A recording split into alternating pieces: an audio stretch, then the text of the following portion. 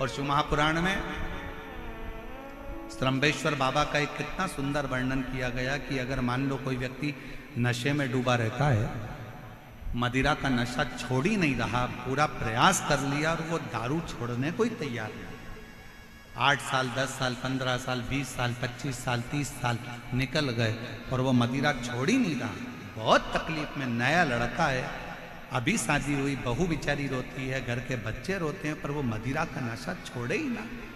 तो श्रम्भेश्वर महादेव का स्मरण करें।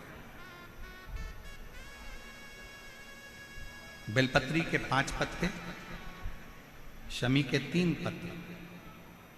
बेलपत्री के कितने पत्ते? 5। शमी के कितने पत्ते? 3। बेलपत्र के 5 पत्ते, शमी के 3 पत्र और काली मिर्च 5। एक पत्र, शमी पत्र सब साथ में लेकर काली मिर्च के साथ में बाबा देव अधिदेव महादेव को, भगवान शंकर को समर्पित करो। श्रम्भेश्वर महादेव का नाम लीजिए, जम के बोलो, कौन सा महादेव? श्रम्भेश्वर महादेव। आपने कथा में सुना होगा कि शरम्भ पक्षी का रूप मेरे शंकर भगवान ने लिया था। किसके लिए लिया था? नरसिंह भगवान को जो गुस्सा आ रहा था, नरसिंह भगवान जो तोड़ फोड़ कर रहे थे, सारे देवताओं को डर लग रहा था, तब भगवान शंकर ने शरम्भ पक्षी का रूप धारण कर कर नरसिंह भगवान को अपने पंजे में उठाकर अलकनंदा नदी में ले जाकर डाल दिया।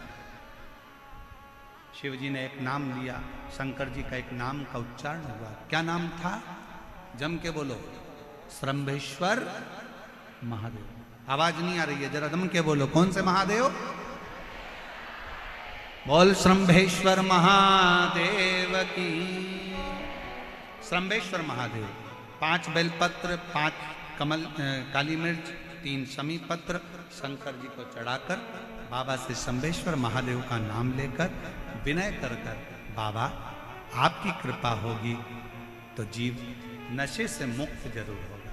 शंकर, आपकी कथा कहती है कि आप राम नाम की मस्ती में डूबते हो और नशे को त्यागते हो। बाबा, मेरे भी घर में एक व्यक्ति, उसका नाम ये है, ये गोत्र है, वो नशे में डूबा रहता है। बाबा, इसको नशे से बाहर निकालो। झोली पसार कर प्रणाम करो, अपने हाथ की हथेली को,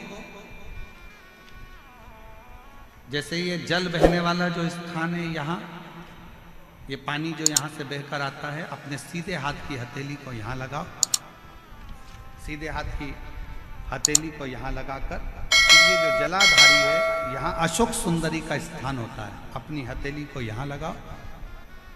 कार्तिकेय गणेश जी का जो स्थान जलाधारी पर होता है, वहाँ हथेली को लगाकर बाबा के शिवलिंग का स्पर्श कर कर जो चढ़ाई हुई सामग्री है उसको वापस उठा लो और लेकर आ जाओ।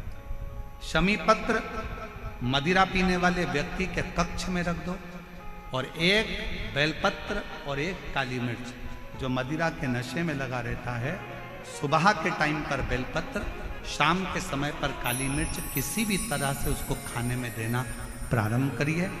15 दिन बाबा का चढ़ा हुआ जल श्रम्भेश्वर महादेव के नाम से दीजिए। ज़्यादा से ज़्यादा 20 दिन 22 दिन के अंदर वो धीरे धीरे मदिरा छोड़ना प्रारंभ कर देगा, मदिरा से दूर होता चलेगा। शिव तत्व है, शंकर ओ घड़ी, शिव ओ घड़ी। फिर से एक बार भगवान का नाम लीजिए। कौन से महादेव? श्रम्भेश्वर महादेव। और ये नाम कोई साधारण नाम नहीं है। कितना भी घर में झगड़ा हो रहा हो, भाई भाई का झगड़ा हो, रिश्तेदारों का झगड़ा हो, कोर्ट कचहरी चल रही हो, अगर आप तकलीफ में हैं तो एक लोटा जल श्रम्भेश्वर महादेव के नाम से शिव जी पे चढ़ाओ। धीरे धीरे धीरे धीरे अंतर। कोई कोमा में पड़ा है, व्हीलचेयर पर पड़ा है, हॉस्पिटल में पड़ा है, डॉक्टर ने कह दिया कि अब भगवान के ऊपर है, हमने सारी दवाइयां दे दी, गोलियां दे दी, सारा इलाज कर लिया, अब ये उठेगा नहीं उठेगा, चलेगा नहीं चलेगा, आगे बढ़ेगा नहीं बढ़ेगा, इसकी जवाबदारी हमारे पास नहीं है। उस समय पर केवल ध्यान देना, अशोक सुंदरी, गणेश जी, कार्तिकेय वाले स्थान पर एक एक चावल का दाना 3 रखो। अगर पी ले तो ठीक है, नहीं पी सकता उसके शरीर पर उस जल को लगाना रोज प्रारंभ करो। धीरे धीरे वो कोमा से भी बाहर निकलेगा, शरीर भी चलेगा और वो आगे बढ़ना प्रारंभ करेगा। श्रंभेश्वर महादेव के नाम मात्र में इतना बल होता है कि श्रंभेश्वर महादेव की यहां तक शिवपुराण कहती है कि जब जब श्रंभेश्वर महादेव की कथा आए और दिल से अगर आपने सुना है तो व्यक्ति रोग से, दुख से निवारण होता ही है। वो श्रंभेश्वर महादेव, श्रंभेश्वर।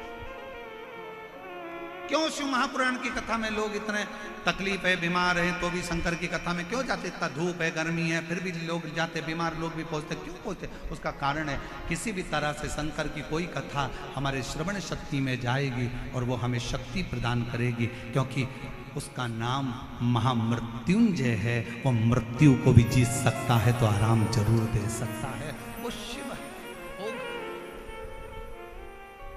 समय आया, आगे वर्णन आता है बचकल गांव में, समुद्र के तट पर एक वाशकल गांव है जहां पर ब्राह्मणी ब्राह्मण रहते हैं, पर एक गलत संगत में पड़ गया तो सब गलत कर बैठे, और उसी में एक था बिंदु।